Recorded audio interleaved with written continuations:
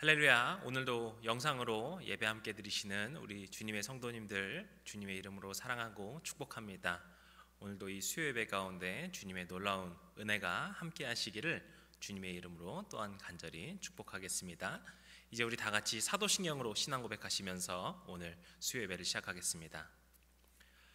전능하사 천지를 만드신 하나님 아버지를 내가 믿사오며 그 외아들 우리 주 예수 그리스도를 믿사오니 이는 성령으로 잉태하사 동정녀 마리아에게 낳으시고 본디오 빌라도에게 고난을 받으사 십자가에 못 박혀 죽으시고 장사한 지 사흘 만에 죽은 자 가운데서 다시 살아나시며 하늘에 오르사 전능하신 하나님 우편에 앉아 계시다가 저리로서 산 자와 죽은 자를 심판하러 오시리라. 성령을 믿사오며 거룩한 공회와 성도가 서로 교통하는 것과 죄를 사하여 주시는 것과 몸이 다시 사는 것과 영원히 사는 것을 믿사옵나이다. 아멘. 우리 이제 다 같이 찬송가 89장 같이 부르시겠습니다.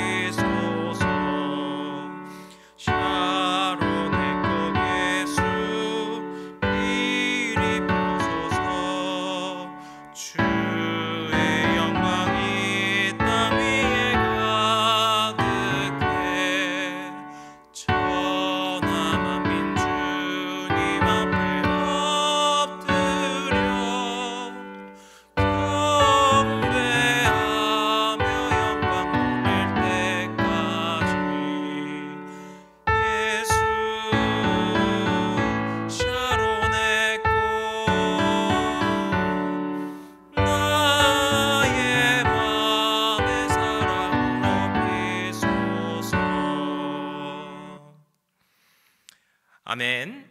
이제 우리에게 주시는 하나님의 말씀 함께 봉독하도록 하겠습니다.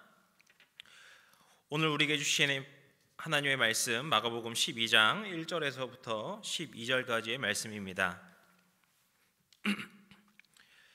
1절부터 12절까지의 말씀 저희 한 목소리로 함께 읽도록 하겠습니다. 예수께서 비유로 그들에게 말씀하시되 한 사람이 포도원을 만들어 산 울타리로 두르고 즙자는 틀 만들고 망대를 지어서 농부들에게 새로 주고 타국에 갔더니 때가 이르매 농부들에게 포도원 소출 얼마를 받으려고 한 종을 보내니 그들이 종을 잡아 심히 때리고 거저 보내었거늘 다시 다른 종을 보내니 그의 머리에 상처를 내고 능욕하였거늘 또 다른 종을 보내니 그들이 그를 죽이고 또 그 외 많은 종들도 덜어는 때리고 덜어는 죽인지라. 이제 한 사람이 남았으니 곧 그가 사랑하는 아들이라. 최후로 이를 보내며 이르되 내 아들은 존재하리라 하였더니 그 농부들이 서로 말하되 이는 상속자니 자 죽이자. 그러면 그 유산이 우리 것이 되리라 하고 이에 잡아 죽여 포도원 밖에 내 던졌느니라. 포도원 주인이 어떻게 하겠느냐? 와서 그 농부들을 진멸하고 포도원을 다른 사람들에게 주리라. 너희가 성경에 건축자들이 버린 돌이 모퉁이의 머릿돌이 되었나니 이것은 주로 말미암아 된 것이요 우리 눈에 놀랍도다 함을 읽어보지도 못하였느냐 하시니라. 그들이 예수의 이 비유가 자기들을 가리켜 말씀하심인 줄을 알고 잡고자 하되 무리를 두려워하여 예수를 두고 가니라. 아멘. 할렐루야. 또 한 주간도 주님과 함께 동행하시는 평안하고 행복한 한 주가 되셨기를 주님의 이름으로 축복합니다. 이제 주연절이 지나고 이제 사순절입니다.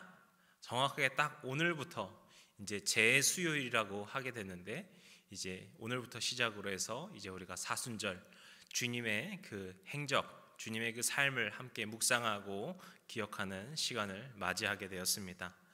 우리가 이 사순절을 또 시작하는 마음으로 우리 예수님의 그 말씀을 보시면서 주님과 함께 동행하시기를 또 꿈꾸시고 살아가시는 주님의 백성들 되시기를, 주님의 자녀들 되시기를 주님의 이름으로 간절히 축복합니다. 오늘 말씀 우리 또 이제 마가복음 7번째 시간인데 우리 함께 보려고 합니다. 오늘의 말씀은 예수님께서 어떤 비유 하나를 가지고서 우리에게 주시는 말씀입니다. 아마 이제 우리 수협에 참석하시는 이렇게 많은 성도님들, 이렇게 신앙생활들을 어느 정도 충분히 하신 분이시라면은 이 비유가 어떤 의미인지를 굳이 설명드리지 않아도 아마 잘 아실 듯합니다. 이 포도원 주인은 바로 하나님이시고 이 포도원과 그곳을 맡긴 농부들은 이스라엘과 그 종교 지도자들을 말을 하는 것이죠. 그리고 사랑하는 아들을 보낸다고 하는데 그것이 바로 예수님이십니다. 그래서 이 비유에서 이스라엘 종교 지도자들이 예수님을 결국에 죽인다라는 일을 예언하시는 비유라고 우리가 알 수 있습니다.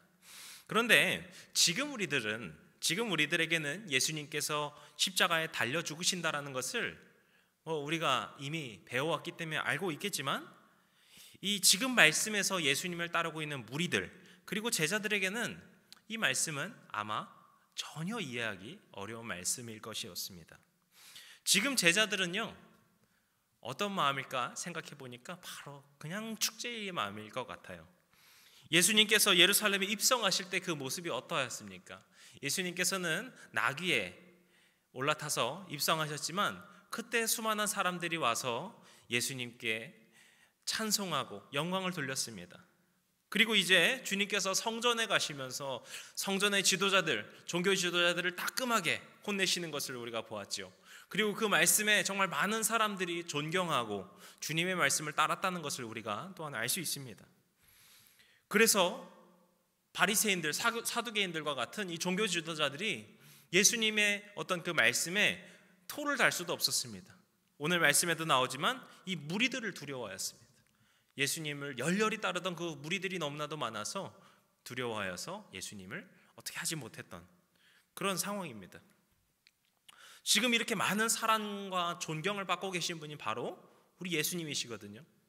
그런데 그 예수님을 모시고 있는 이 제자들의 마음이라는 거죠. 그들의 마음이 어땠을까요? 예수님을 그 바라볼 때 자기들도 덩달아 기쁘고 뭔가 마음이 들뜨고 내가 예수님의 제자들이야 라면서 어떤 자부심이 들지는 않았을까 생각해 보게 됩니다.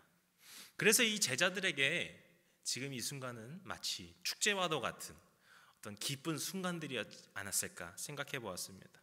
하지만 예수님께서는 자신의 길을 분명하게 알고 계셨습니다. 주님의 사명은 세상의 영광을 누리는 것, 어떤 대단한 힘을 과시하여서 내가 이 세상의 왕이다라는 것을 드러내고자 하는 것이 아니셨습니다. 주님의 사역의 마지막에는 결국 배신과 죽음이라고 하는 희생으로 가는 길이라는 것을 우리 주님께서는 알고 계셨습니다. 그래서 주님께서는 오늘 말씀을 통하여서, 오늘 이 비유를 통하여서 다시금 이 축제와 같은 제자들의 마음을 진정시키고 제자들의 마음을 오히려 준비시키고자 하신 것입니다. 그런데 오늘 우리가 이 비유에서 그래서 이 주님의 희생을 볼 수 있는데, 이 비유에서 한 가지 놓칠 수 있는 인물이 하나 있습니다. 굉장히 중요한 인물인데 누구일까요? 바로 이 포도원 주인의 종들입니다. 우리가 막 이야기를 하다 보면은 그래, 포도원 주인은 하나님이시지, 그리고 그 아들은 예수님이시지, 근데 이 농부들이, 이 종교 지도자들이 예수님을 결국에 죽이시지, 이런 부분에만 보다 보니까 이 중간에 나오는 종들을 우리가 잊고 있어요.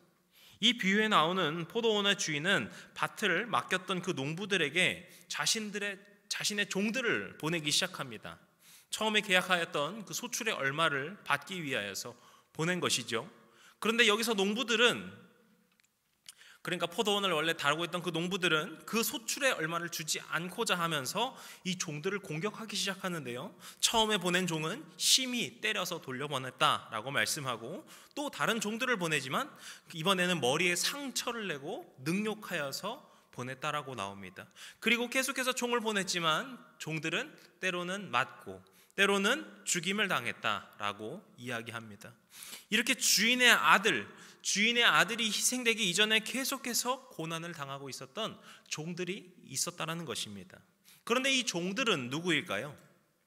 이 비유에서 포도원 주인의 종이기 때문에 이 포도원 주인은 우리가 하나님이라고 보고 있으니까 하나님의 종들이라는 것을 우리가 알 수 있습니다. 그리고 이 하나님의 종을 우리가 어떤 성경의 역사 속에서 본다면은 지금까지 주님의 말씀을 대언하였던 선지자들이라고 우리가 생각해 볼 수 있겠죠. 그런데 조금만 더 큰 틀에서 보면은 이 종들이 누구인가를 이렇게 정리할 수 있을 것 같습니다. 하나님과 뜻을 같이 하고 하나님의 말씀을 전하고 그 고난에까지도 함께 하였던 사람들. 그런 대표적인 사람들이 선지자들이지만 이 선지자뿐만이 아니더라도 주님과 뜻을 함께하고 주님의 말씀을 전하고 또 주님의 그 고난에 동참하였던 그 모두가 바로 이 비유에서 나오는 또 우리 주님의 종들이라는 것입니다. 오늘 이 비유 가운데 핵심은 분명 예수님의 죽으심입니다. 예수님께서 온 인류를 위해 죽으실 것이라고, 그것이 구세주로서의 사명이시라고 말씀하시는 것입니다. 그런데 여기서 더 나아가 우리는 주님의 제자로서 또 주님과 뜻을 함께하는 사람들로서 이 비유에 나오는 주인의 종들의 모습이 또한 우리의 모습이 되어야 함을 기억해야 할 줄로 믿습니다. 지금 우리가 보았던 제자들, 예수님의 제자들은 이제까지는 그저 주님을 따르자고 말만 하면서 마음만 들떠있던 약간 철부지와도 같았던 사람들입니다. 이름만 제자였지 그들이 주님과 뜻을 함께했던 사람이라고 보기는 거리가 있지요. 하지만 이들이 예수님의 그 부활 이후에는 그들이 사도로서, 예수님의 제자로서, 주님을 따르는 자들로서 온 열방에 나아가서 그리스도의 복음을 전하고 또 그것으로 인해서 고초를 당하고 또 죽임 당하기까지 하였습니다. 그들이 예수 그리스도의 이름으로써 이렇게 제자들의 삶을 살게 된 것입니다. 이렇게 예수님께서는 희생으로 가는 길목, 주님께서 이제 희생으로 나아가시는 그 길목 가운데에서 우리 모두를 초청하고 계신다는 사실을 우리가 기억해야 합니다. 그런데 지금 방금 말씀드린 이 희생으로 가는 길목에서 주님이 초청하신다, 이렇게 말하면 참 부담스러운 말씀입니다. 아니, 희생의 길로 우리를 초대하신다니, 아니 굳이 초대할 것도 많으신데 왜 희생의 길로 우리를 초대하셨나, 이런 마음이 들 수 있겠죠. 하지만 우리는 이것을 조금 더 다른 관점으로 보았으면 좋겠습니다. 희생을 한다, 고난을 겪는다, 핍박을 당한다, 죽임 당한다, 이렇게만 보게 되면 참 마음이 부담스러울 수 있습니다. 하지만 우리가 또 기억해야 되는 것은 이것은 바로 우리가 주님의 사역에 동참한다라는 것입니다. 그리고 주님의 사역에 동참한다고 하는 것은 바로 주님과 한 팀, 한 공동체가 된다는 것이죠. 저는요 스포츠를 참 좋아합니다.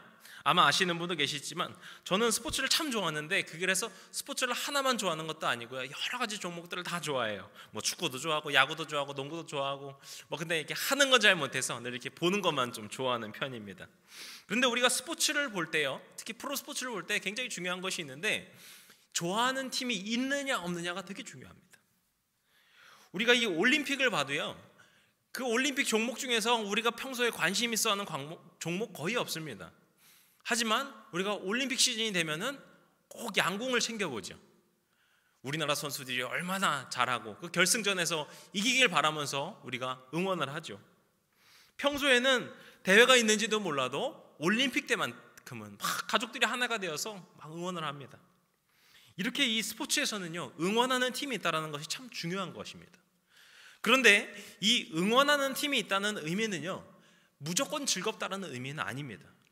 오히려 우리가 응원하는 팀이 패배했을 때 어떤 그 실망감, 그 패배감을 우리가 또한 경험해야 돼요. 그래서 만약에 어떤 사람이 축구를 좋아한다고 해서 그 축구라는 경기를 감상하기 위해서 갔다고 하면은 그 사람은 어떤 패배감도 느끼지 않아요. 오히려 그냥 편안하게 누가 이기든 지든 크게 상관없이 그냥 즐길 수 있습니다.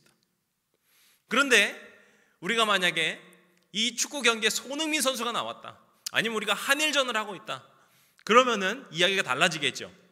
손흥민 선수가 조금이라도 실수를 하면 그것이 내 실수같이 느껴지고요, 골을 넣으면 그것이 나의 골이 됩니다. 한일전에서 막 우리 선수들이 막 열세에 있으면은요, 우리가 조마조마해지는데 우리가 승리했을 때는 그것이 그 팀의 승리만이 아니라 그것이 우리의 승리가 됩니다. 내가 응원하는 팀이 있다는 것은 내가 그 응원하는 팀과 하나가 되었다는 거예요. 한 팀이 되었다는 거죠. 그래서 그 팀이 승리하게 되면 그것이 나의 기쁨이 되고 나의 자랑이 됩니다. 그것은 우리가 멀찍이서 누가 이기든 지든 상관없이 봤을 때 경기와는 전혀 다른 정말 놀라운 기쁨이죠. 그래서 우리가 주님의 길을 따른다는 것, 주님과 함께 동행한다는 것, 주님의 길에 동참한다는 것은 바로 이런 의미임을 기억해야 됩니다. 예수님께서 가신 길, 희생의 길을 가는 것은 맞습니다. 하지만 그것과 함께 주님께서 주시는 놀라운 승리가 우리에게 있다는 것입니다.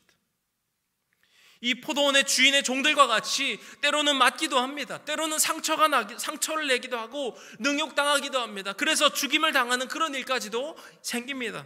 하지만 그런 길 가운데에서 승리가 또한 있음을 우리는 알고 있습니다. 예수님께서는요, 지금 이제 어떤 놀라운 일들을, 어떤 대단한 영광스러운 일들을 겪으시기 전에 이제 앞으로 주님 앞에 일어날 일은 배신입니다. 제자들과 무리들에게 배신당하시죠. 그리고 이제 고난을 당하십니다. 갖은 모욕과 고초를 겪으십니다. 그래서 십자가에 달려서 죽으실 일이 이제 주님의 그 사역의 길입니다. 하지만 우리는 또한 우리 주님께서 사흘 후에 부활하신다는 사실을 알고 있죠. 그 부활을 통하여서 주님께서 참 소망이 되시고, 그렇게 주님께서 하늘로 올라가셔서 하늘 보좌에 앉으셔서 우리와 함께 하심을 우리가 또한 알고 있습니다. 우리가 알고 있는 그 예수님의 길에는 정말 희생과 고난과 어려움과 죽임이 있었지만 결국에 그 끝에는 놀라운 영광과 놀라운 승리가 있다는 사실을 우리가 알고 있다는 것이죠. 우리가 주님의 길을 따른다는 것 역시 마찬가지입니다. 주님을 따르고 주님의 말씀을 따라 살면서 우리에게 많은 고난도 있고요, 많은 어려움이 있을 수 있습니다. 하지만 그 길의 끝에 주님의 놀라운 영광, 주님의 놀라운 승리가 우리 앞에 있음을 우리는 또한 기억해야 합니다. 그러니까 주님께서 우리를 그 희생으로 가는 길에 초대해 주신다는 것은 단순히 너도 힘들어봐라, 너도 고생해봐라 이런 것이 아니라 우리를 그 승리의 영광의 길, 때로는 고난과 역경을 겪지만 결국에 그 승리를 함께 경험하는 그 행복한 경험에 우리를 초대하시는 놀라운 선물인 것입니다. 사랑하는 성도 여러분, 오늘 우리가 주님의 길을 동참하며 주님과 함께 걸어가며 주님과 한 팀이 되며 살아가시는 그런 삶이 되시기를 주님의 이름으로 간절히 축복합니다. 주님의 길을 걷는 우리의 그 믿음의 여정 앞에는 어떤 고난이 있을 수도 있고 어떤 핍박이 있을 수도 있습니다.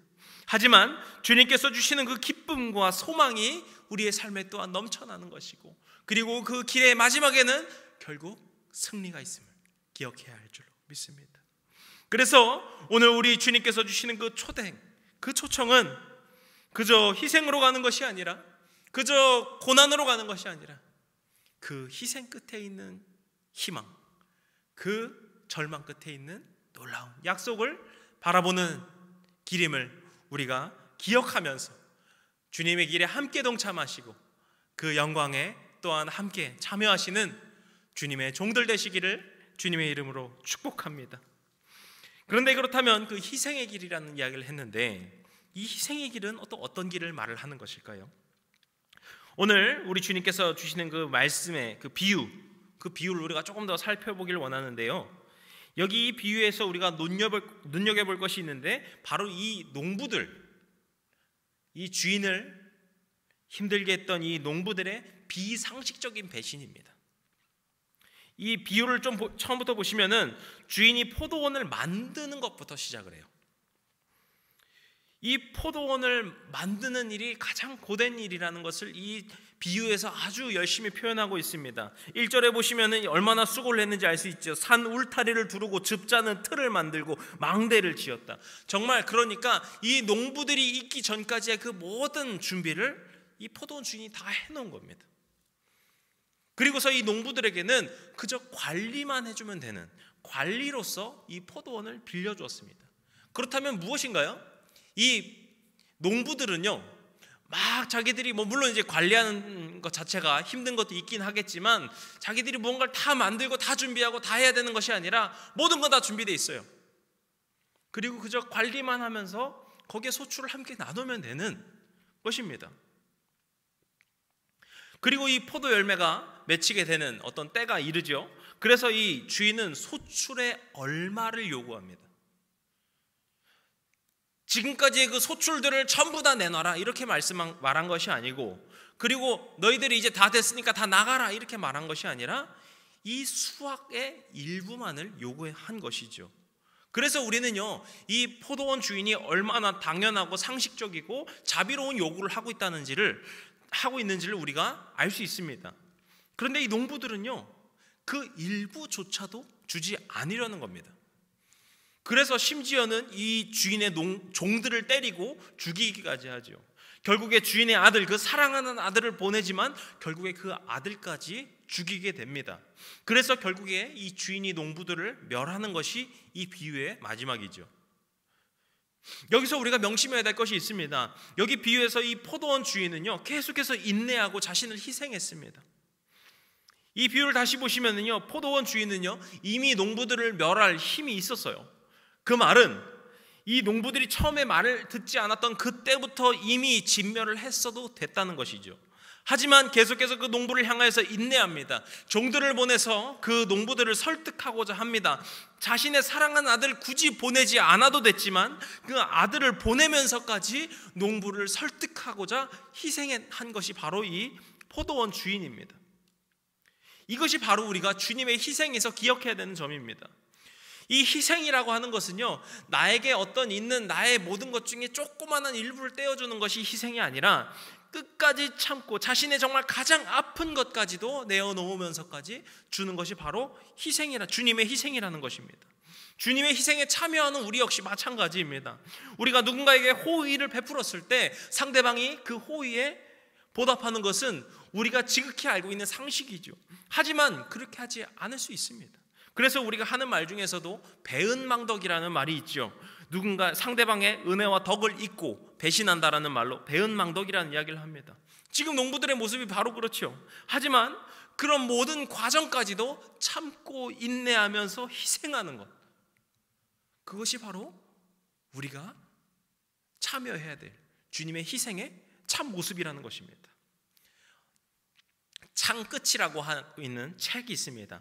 이 책이 나중에 이 영화로까지 만들어지게 되는데, 이 책의 저자인 스티브 세인트의 아버지인 네이트 세인트 그리고 친구 4명은 에콰도르로 선교를 갔다가 와우단이라는 족에게 순교를 당합니다. 이 친구 4명 중에 한 명이 우리가 조금 더 우리가 알고 있는 짐 엘리엇이죠. 이 네이트 세인트와 4명의 친구들, 짐 엘리엇을 포함한 4명의 친구들이 모두 그곳에서 살해당하고 말지만 이 네이트 세인트의 여동생인 레이첼 그리고 짐 엘리엇의 아내인 엘리자베스는 그 일에 분노하거나 상심하거나 화를 내지 않았습니다. 이 에콰도르의 이 와우다니족을 복수해야 되겠다 이런 마음을 먹지 않았습니다. 오히려 다시 그 부족에게 가서 그들을 돕고 그들을 위하여서 봉사합니다. 나중에 그 부족 사람들에게 이 여성들이 자신들이 죽였던 그 외부의 그 5명 그들의 가족이라는 사실을 알게 되었을 때 그 부족들은 충격을 받게 되죠. 그리고 그들에게 주님의 복음이 들어가게 됩니다. 어떻게 그들에게 복음이 전해집니까? 이들이 주님의 희생에 동참하였습니다. 그들의 그 놀라운 주님의 희생에 함께 걸어간 것입니다. 주님께서 우리에게 보여주신 희생이 바로 그런 것입니다. 예수님께서 죽으신 그 희생, 예수님께서 그 십자가에 달리신 그 희생에는 자신을 십자가에 매달고자 하였던 종교 지도자들 그리고 이스라엘 사람들도 역시 포함되어 있습니다. 그래서 예수님을 믿던 사람들을 핍박했던 사울이라는 자에게도 주님의 그 복음이 전해지죠. 그래서 주님께서 그를 용서하시고 그가 이제 주님의 사도로서 주님의 그 놀라운 영광에 동참하는 것을 우리가 알고 있습니다. 그가 이제 바울이 되어서 그 사역을 함께하게 되죠.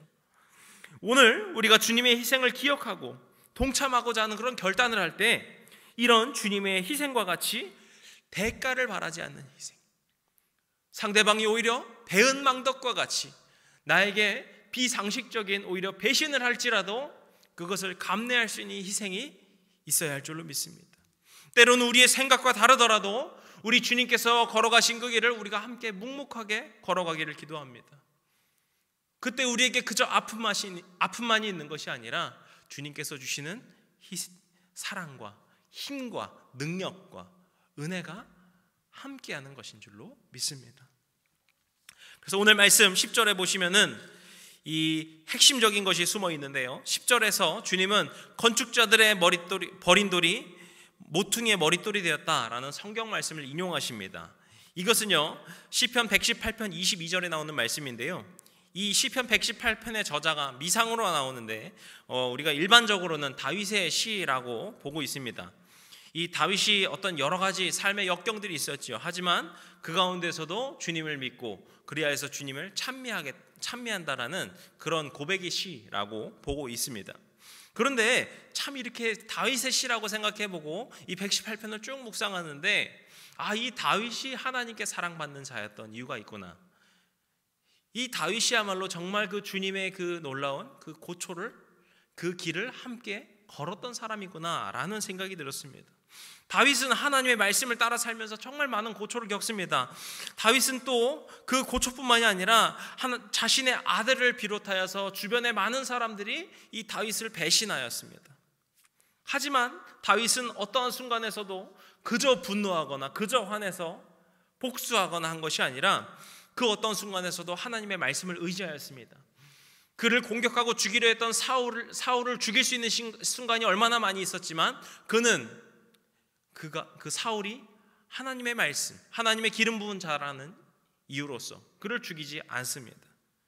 그렇게 끝까지 다윗은 하나님의 말씀을 순종하고 하나님의 말씀을 따르며 주님의 그 희생의 길을 걸어갔던 것입니다.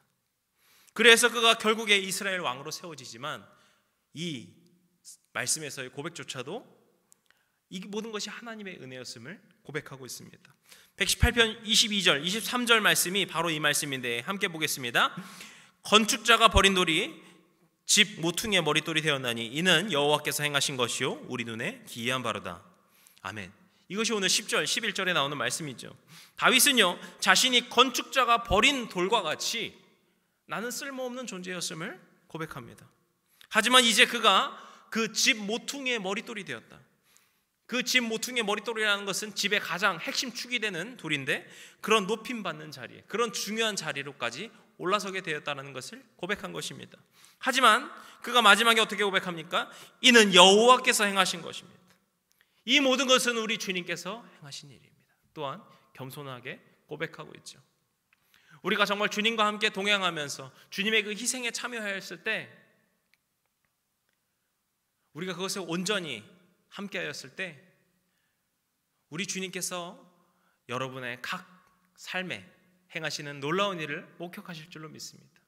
그래서 그 끝에 주님의 그 놀라운 영광에 참여하시고 주님의 그 일에 함께 하실 줄로 믿습니다.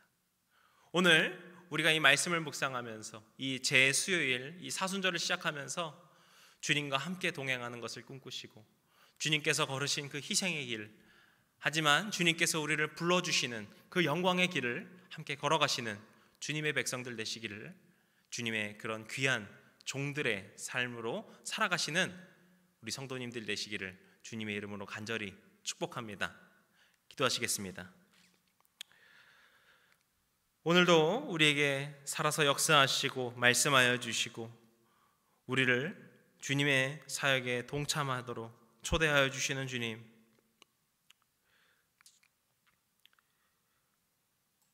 우리와 같은 사람들이 주님의 일에 감히 동참할 자격이 있는가, 이런 생각도 하게 됩니다. 우리에게 어떠한 힘도 없어서 능력도 없어서 그런 일에 감히 할 수 없다고 고백하기도 합니다.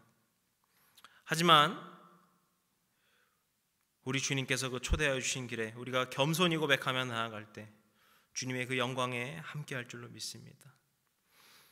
주님께서 보여주신 희생을 우리의 힘으로는 할 수 없지만 우리 주님께서 그런 일들을 우리의 삶에 행하게 하여 주실 줄로 믿습니다. 오늘 우리를 주님의 그런 종된 삶으로 초대하여 주시고 우리가 주님의 그 사순절을 묵상하며 주님의 길을 기억하며